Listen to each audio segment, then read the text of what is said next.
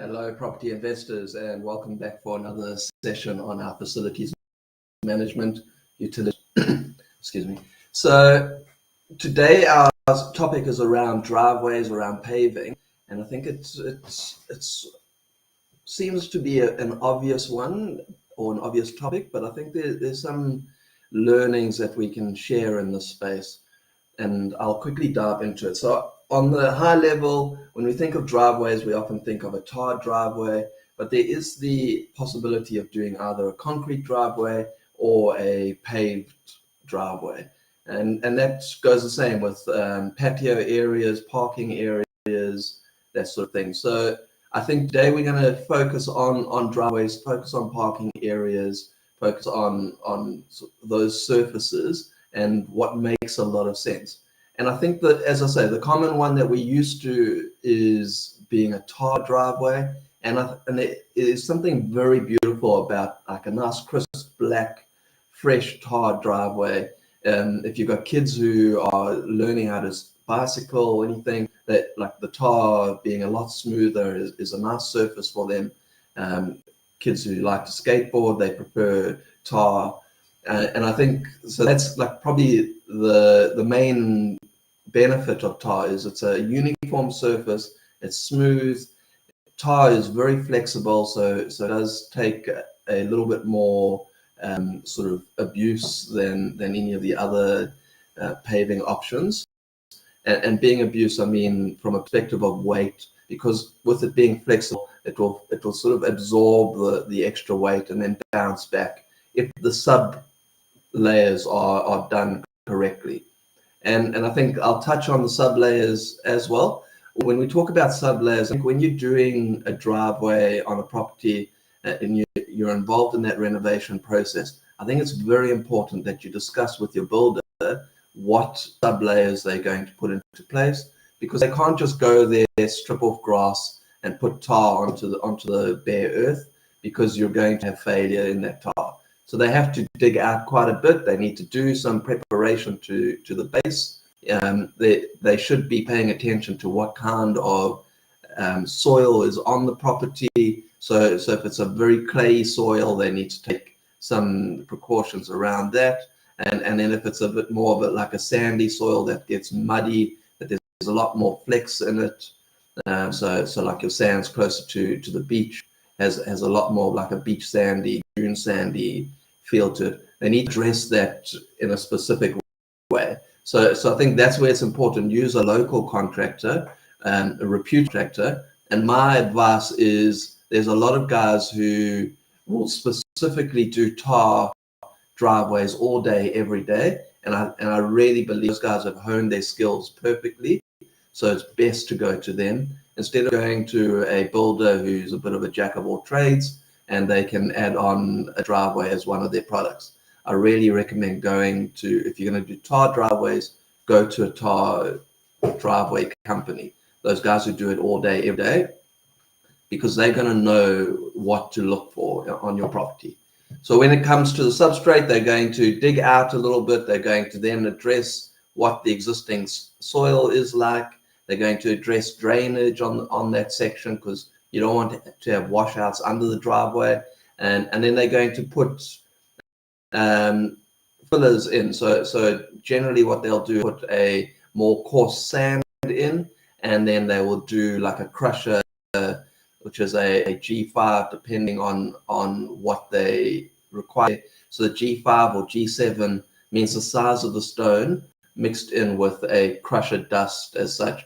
And that gives them the ability to pack it down. And then often they need to mix that with a bit of cement, which then bonds it a bit more together, and that locks it in when they're packing it down, rolling it down. On top of that, they then do your tar coating. So I think that's an important thing to be aware of, is that when someone's installing a driveway for you, they're doing that substrate correctly, so it's going to give the strength to the tar. Depending on what kind of traffic you're going to have on that property, they will then recommend how thick the actual tar surface is. So that would be anywhere from 30 mils, and if you're going quite high wearing, they'll obviously bump that up quite. So if you've got heavier vehicles on the property, it's good to bear in mind, like, is my tar going to be able to handle that constant weight? So I think that's an important one. The negatives around tar is once it's in and it starts to get potholes or cracks and that sort of thing, it's very hard for you to then blend any repairs. So if you need to do a pothole, then it becomes a very different color or different texture in that repair spot. If there's cracks, there's obvious lines that go through it. So I think for me, that's quite a big negative.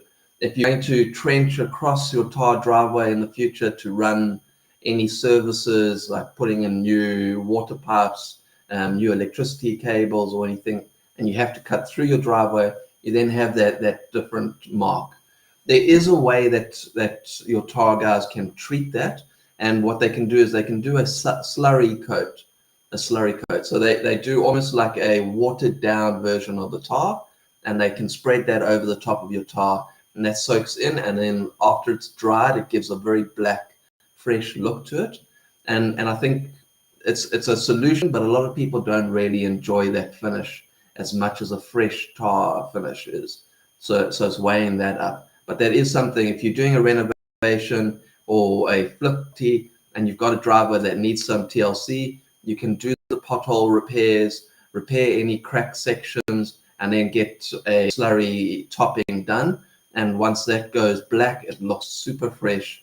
And that's quite a nice cost-effective solution as opposed to retarring the whole driveway to make it look brand new. So that's something to consider. And then looking at the next level, which is pretty much my preference around paving stones on a driveway. And the reason it is my preference is because of those negatives around tar or even concrete. When you need to do any work underneath the driveway to install new surfaces, it's easier to remove each of the pavers and trench and then reestablish the substrate and then relay your paving again. And that's basically pulling out the same paving, putting it back in. So it's very unlikely that there's a distinguishable difference in your patchwork when you're doing that. So for me, that makes it a lot more user friendly. The paving option can be a lot more expensive depending on what stones or what bricks you use for the paving. And there's quite a large variety. What we've got quite common is the cement brick pavers, and that's a nice entry level. They'll dye that either red, a black, or a plain cement color. So it gives you some options around colors. It does tend to crumble a little bit, and then also that color tends to fade with time in the cement pavers.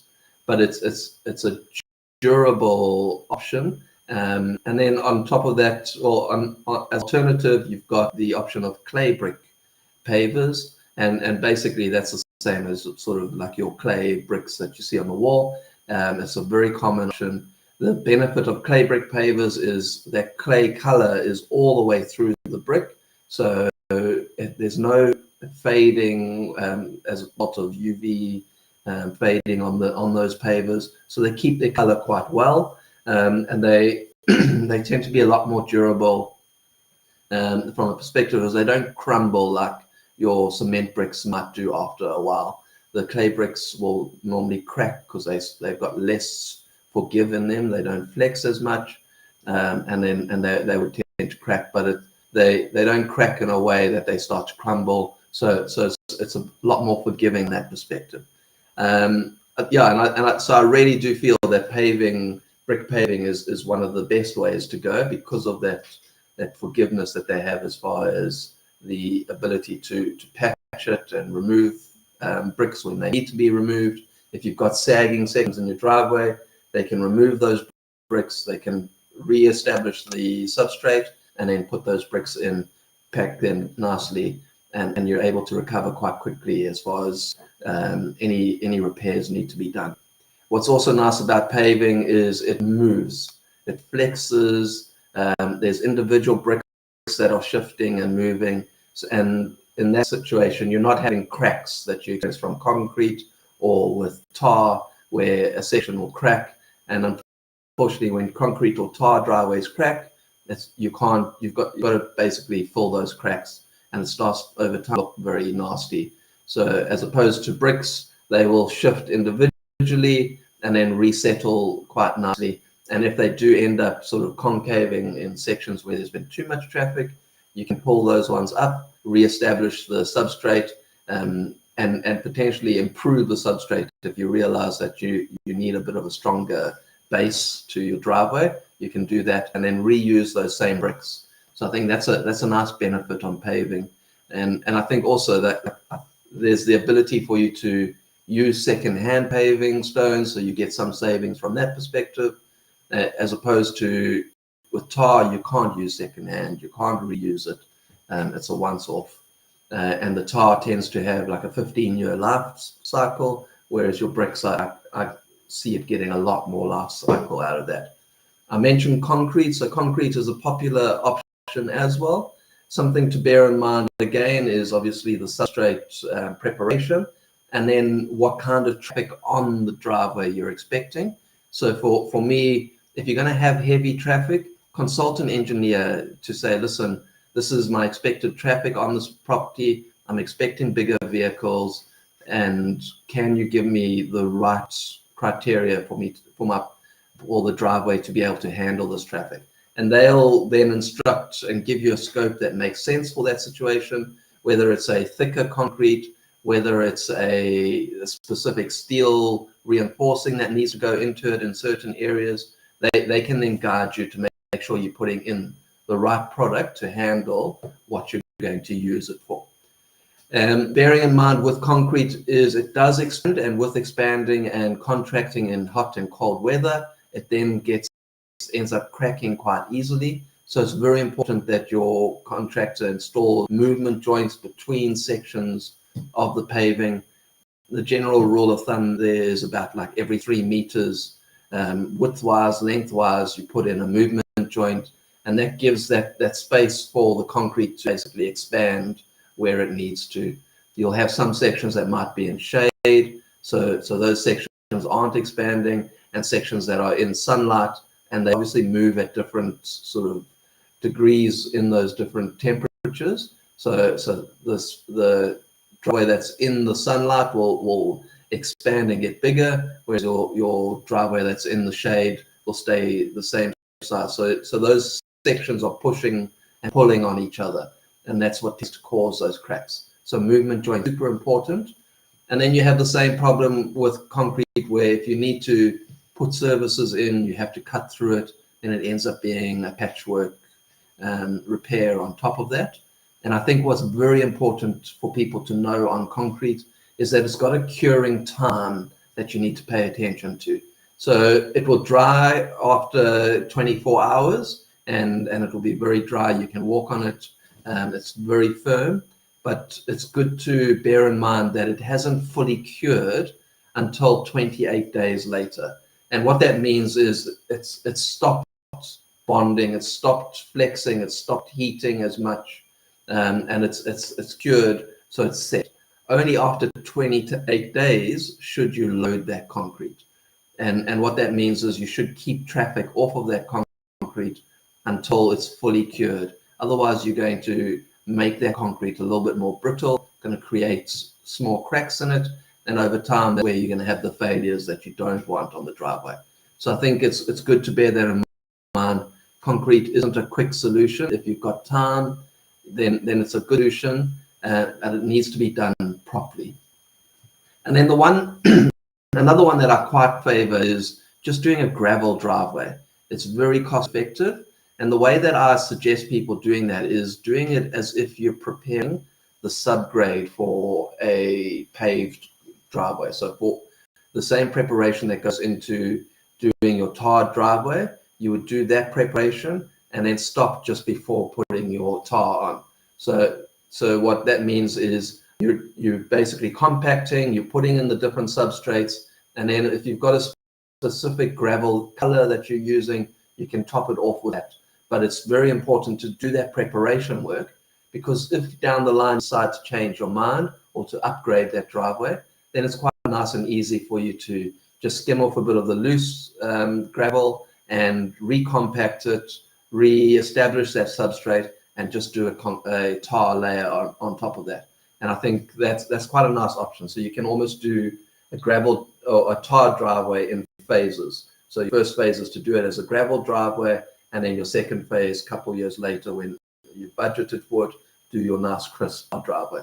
So that's quite a nice one for me. And you can get some nice varieties of colors of gravel that you can use in that situation that makes it look nice as a sort of like a more modern feel to it. So those are the options I like us to look at, and I really do suggest that you consider the use case for your property. You're not really just going into it for what looks beautiful. You need to think, is paving more expensive now, but the long-term cost is a lot cheaper, where I'm not having to spend bucks to repair it later, versus is tar cheaper now and I'm going to have to patch it and repair it or replace it in 15 years' time. So I think it's good to weigh that up and to judge the short-term expense versus the long-term cost on these finishes. Thank you very much, everyone. I encourage you to join us every 2 weeks at 2 o'clock on Thursday afternoon. Stay safe.